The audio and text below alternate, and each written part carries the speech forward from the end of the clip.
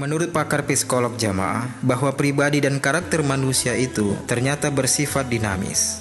Artinya, seseorang yang Anda kenal 2 tahun yang lalu, pribadi dan karakternya 2 tahun kemudian bisa berubah.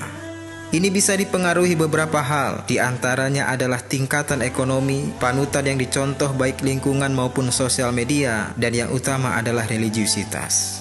Misal, ini maaf, seorang pria 2 tahun yang lalu bisa sangat setia dengan pasangannya, namun 2 tahun kemudian malah menjadi berkepribadian sedang selingkuh. Sebabnya bukan karena istrinya semakin jelek, bukan. Bukan karena istrinya tidak maksimal melayani si suami, bukan. Namun ternyata penyebabnya adalah si pria sudah banyak uang, sehingga dia bisa bayar wanita di luar sana untuk memuaskan fitrah syahwatnya yang sungguh dia tidak akan pernah bisa memuaskannya. Sebab fitrah syahwat ini semakin diikuti, maka pria akan semakin haus. Fitrah syahwat tidak boleh diikuti jamaah, akan tetapi dia juga tidak boleh dibinasakan. Fitrah syahwat hanya harus dikendalikan.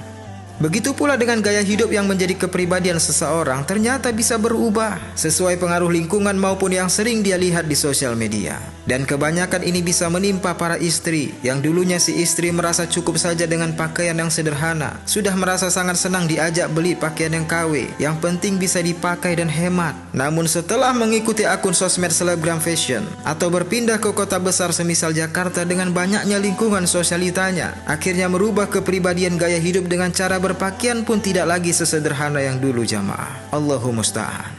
Namun ada orang yang dulu dikenal jahat, dikenal senang foya-foya, atau bahkan dikenal zolim, akan tetapi 2 tahun kemudian dia membuat kita pangling sebab perubahannya yang dia menjadi lebih santun, menjadi baik hati dan hidup sederhana, menjadi suami dan menjadi istri yang lebih baik. Dan tidak lain jamaah yang merubahnya adalah religiusitas atau agama.